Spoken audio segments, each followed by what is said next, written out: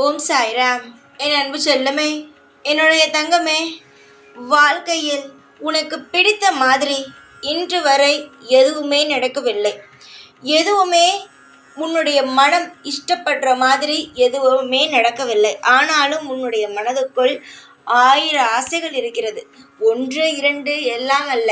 நீ பிறந்ததில் இருந்து நிறைய விஷயங்களை இழந்திருக்கிறாயே தவிர ஒரு விஷயங்களை கூட மனதால் நீ பெற்றதல்ல. மனதால் சந்தோஷப்பட்டு துள்ளி குதித்து வாழ்க்கையில் நடந்து விட்டதே, நினைத்தது அடுத்த நிமிடம் நடந்து விட்டதே என்று சொல்லிக்கொள்ளும் அளவுக்கு உன் வாழ்க்கையில் எந்த ஒரு நல்ல விஷயமும் நடக்கவே இல்லை என்பது உன்னுடைய மன வருத்தம். இந்த மன வருத்தமானது இப்பொழுது வந்த வருத்தம் அல்ல. ஏற்கனவே நீ சிறு வயதிலிருந்து நீ உனக்கான ஒரு மன வருத்தம். குடும்பத்தில் இருப்பவர்களும் உனக்கு ஒத்துழைக்கவில்லை. நீ கேட்டதை எதுவுமே அவர்கள் பெற்று தரவில்லை. உன்னுடைய வாழ்க்கையில் உனக்கு ஒரு நினைவு திறந்து நீயே பெற்றுக்கொள்ளலாம் என்று யோசிக்கும் பொழுதும் அதற்கான எந்த ஒரு வாய்ப்புகளும் உனக்கு கிடைக்கவும் இல்லை. ஆக மொத்தம் நீ கேட்டது எதுவுமே நடக்கவும் இல்லை, உனக்கு கிடைக்கவும் இல்லை. இதையெல்லாம் நீ நினைத்து பார்க்கும் பொழுது வாழ்க்கை பாதி நாள் இவ்வளவு நரகமாகவே இருந்து விட்டதே என்ற மன வருத்தம்தான் அதிகமாக இருக்கிறது. சில நேரம் மற்றவருடைய வாழ்க்கையை பார்ப்பாய். இவர்களுக்கெல்லாம் மட்டும் எப்படி கேட்டவுடன் உடனே கிடைக்கிறது, ஏன் நமக்கு மட்டும் கிடைக்கவில்லை? இந்த உலகத்தில் நம் மட்டும்தான் இவ்வளவு கெட்டதை செய்துவிட்டு பிறந்தோமா? மற்றவர்கள் எல்லாம் நல்லதை தான் செய்தார்களா? அவர்களுக்கு மட்டும் எப்படி இவ்வளவு சந்தோஷமான விஷயங்கள் எல்லாம் கிடைக்கிறது என்று நீயே உனக்குள் யோசித்து கொள்வாய். சில சமயம் என்னையும் திட்டுவாய். தங்கமே, நீ நிறைய விரதம் எடுக்கிறாய். எனக்கு தெய்வங்கள் அனைவருக்கும் ஒவ்வொரு நாளும் ஒவ்வொரு தெய்வத்திற்கும் விரதம் எடுக்கிறாய். அது அனைத்தும் எங்கள் அனைவருக்குமே தெரிந்த ஒன்றே. வாழ்க்கையில் இதுவரைக்கும் எதுவுமே நாங்கள் உனக்கு தரவில்லை என்று எங்களுக்கும் தெரியும். நான் மற்றவர்கள் போல் அல்ல, மனிதர்கள் போல் அல்லவே அல்ல. ஏதாவது ஒன்று செய்யாமல் செய்துவிட்டேன் என்று சொல்வதெல்லாம் கிடையாது. எது நான் செய்யவில்லையோ அதை செய்யவில்லை என்று சொல்லிவிடுவேன். ஆனால் என்னிடம் நீ நிறைய கோரிக்கை வைத்திருக்கிறாய். சாயி, எனக்கு இதை செய்து தாருங்கள், அதை செய்து தாருங்கள் என்ற பல கோரிக்கை வைத்திருக்கிறாய். அதில் உனக்கு இஷ்டமான 2 இருக்கிறது. என்னிடம் வந்த புதுசில் என்னிடம் வந்து முக்கியமாக 2 வேண்டுதலை மட்டும் வைத்தாய். மனதில் எனக்கு நிம்மதி என்பதே கிடையாது சாயி. நான் எவ்வளவுதான் முயற்சி எடுத்தாலும் அந்த நிம்மதி என் வாழ்க்கையை விட்டு போய் ரொம்ப நாள் ஆகிவிட்டது.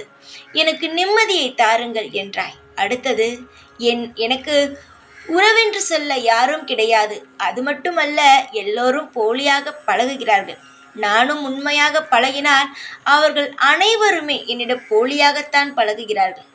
இதை எனக்கு எப்படியாவது இதெல்லாம் சரி செய்து தாருங்கள் சாயி என்றாய். தங்கமே, இந்த சாயாகிய நான் உன்னுடைய வாழ்க்கையில் நீ முக்கியமான கேட்ட 2 விஷயத்தையும் செய்து தரவே வந்துவிட்டேன். 1, உனக்கு சந்தோஷம். 2, உண்மையான உறவு. இந்த பூமியில் நீ உண்மையான உறவை தேடினாயானால் கிடைப்பது ரொம்ப கஷ்டம். அதுவே உன்னை ஒரு உறவு தேடி வருகிறது என்றால் அதை ஏற்றுக்கொள். இந்த சமயம் இப்பொழுது உன்னை யார் தேடி வந்திருக்கிறாய்? நான் தான். இந்த உலகத்தில் யாராக வேண்டுமானாலும் இருக்கட்டும், யாராக வேண்டுமானாலும் எதையும் எதிர்பார்க்காமல் உன்னிடமிருந்து வருவது கிடையாது. உன்னிடம் போனால் ஏதாவது ஒரு நல்லது நடக்கும். உன்னிடம் போனால் ஏதாவது ஒரு விஷயத்திற்கு நீ வழி காட்டுவாய்.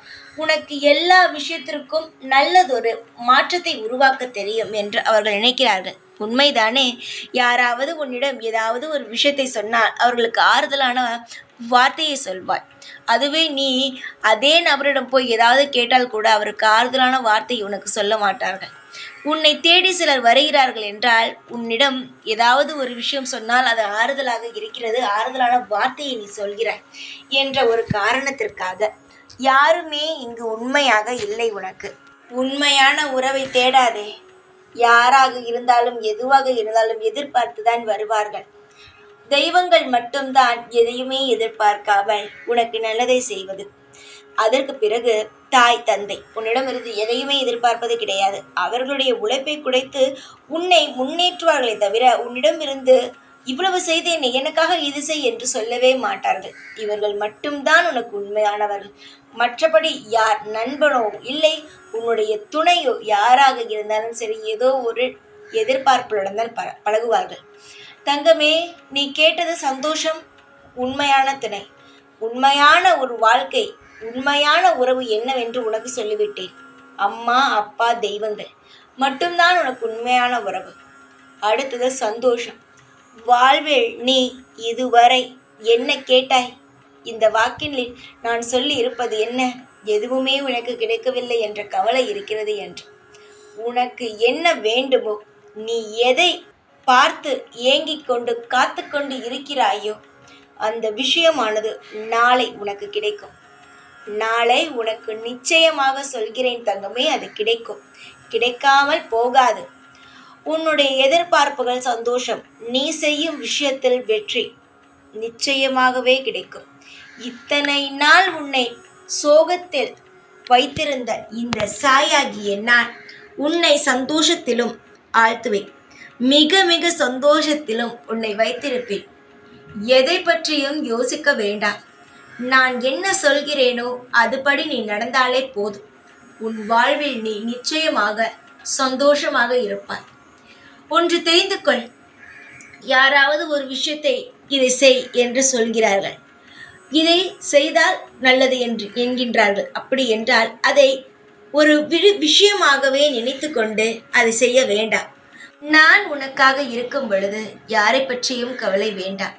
உனக்கு என்ன தேவை, எது தேவையில்லை, என்ன வேண்டும், அனைத்தையுமே நானே தருவேன். வாழ்க்கையில் நீ துளைத்த அனைத்து நாட்களையும் நான் திரும்ப தருவேன். அதுவும் இன்னும் பிரம்மாண்டமாகவே தருவேன். அமோகமான வாழ்க்கையோ காத்திருக்கிறது. யோசிக்காதே. நான் சொல்லும் வார்த்தைகள் ஒவ்வொன்றும் உன்னுடைய வாழ்க்கையில் மிக மிக உண்மையான வார்த்தைகள். ஏகப்பட்ட விஷயங்களை துளைத்த நீ சந்தோஷத்தை அனுபவிக்கப் போகிறாய் என்று சொன்னால் நம்ப மறுக்கிறாய். நீ நம்பினாலும் சரி, நம்பாவிட்டாலும் சரி, நாளை உன்னுடைய மனதுக்கு நெருக்கமான 2 விஷயங்களும் நடக்கும். ஒன்று, இன்று நான் பதில் சொல்லிவிட்டேன். நாளை ஒன்றுக்கு மிக பிரம்மாண்டமான உன்னுடைய செயலில் வெற்றியானது காத்திருக்கிறது. ஒன்று தெரிந்து கொள்ளுங்கள். ஒரு விஷயம் செய்கிறீர்கள் என்றால் அது அடுத்தவர்களால் பாராட்டப்பட வேண்டும் என்று நினைக்காதீர்கள். உங்களுக்கு நீங்கள் செய்யும் விஷயமானது திருப்தியாக இருக்கிறதா? அது நல்ல முறையில் உங்களுக்கு உதவி செய்கிறதா? ஒரு வேலை செய்கிறீர்கள், அந்த வேலையால் உங்களுக்கு ஏதாவது பலன் இருக்கிறதா என்று பாருங்கள்.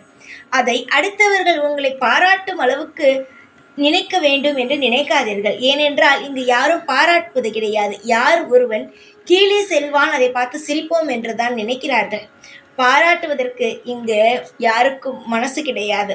அதனால் செய்யும் விஷயத்தில் பாராட்டு கிடைக்க வேண்டும் என்று நினைப்பதை விட்டுவிட்டு உனக்கு அது சந்தோஷம் தருகிறதா என்பதை மட்டும் பார். கிடைக்க வேண்டிய நேரத்தில் அனைத்தும் உனக்கு நல்லபடியாக கிடைக்கும். எதை பற்றியும் யோசிக்காமல் அமைதியாக எப்பொழுதும் உன்னுடைய வாழ்க்கையில் நீ நன்றாக இருக்கிறாயா என்பதை பார்.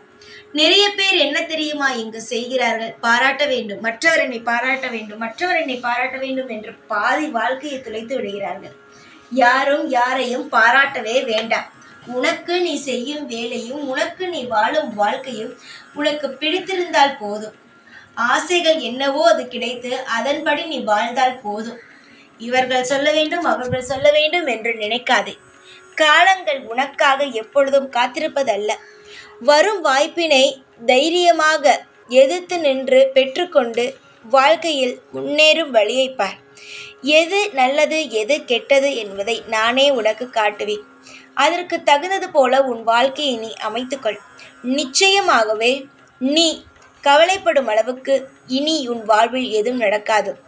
எத்தனையோ விஷயங்களை துளைத்து விட்டாய். இனி ஒரு விஷயங்கள் கூட உன் வாழ்க்கையிலிருந்து துளைந்து போகாது. அமோகமான, அற்புதமான, நிரந்தரமான சந்தோஷங்கள் உனக்கு கிடைக்கும். அதற்கு இந்த சாய் நாதனே பொறுப்பு. இந்த சாயை நீ எந்த அளவு நம்புகிறாய்? உனக்கே தெரியும் நீ எந்த அளவு நம்புகிறாய் என்று. யாரிடமாவது கேட்டால் எனக்கு சாய் என்றால் அவ்வளவு பிடிக்கும் என்பாய். அதற்கு வார்த்தைகளே அல்ல என்பாய். தங்கமே, நான் நிச்சயமாகவே உனக்கு நிச்சயமாகவே நான் நல்லதையே செய்வேன். பல மாற்றங்களையே தருவேன். கவலைப்படாமல் சந்தோஷமாக இரு. எப்பொழுதும் உன் கூடவே தான் இருப்பேன். இந்த சாய்நாத். ஓம் சாய்ராம்.